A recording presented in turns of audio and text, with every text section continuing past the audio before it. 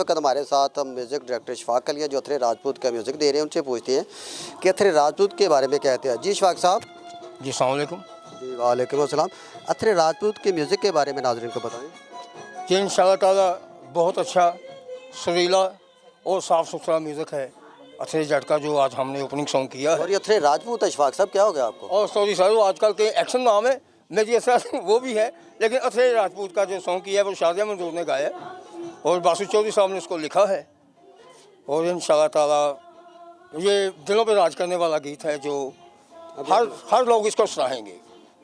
मुस्तफ़ा टूटे अमरा तो तारे कानू कीते नहीं किनारे, टुटे अमरा तो तारे रौंद संग नहीं है बावां, हंजू कहंदे ने विचारे हार चिड़ के कलेजा विचों बाहर निकले, नहीं मैं तोड़ तोड़ तक नहीं है मंगा कितों ना तेरा प्यार निकले। वाह जी वाह, क्या बात है इशफाक साहब।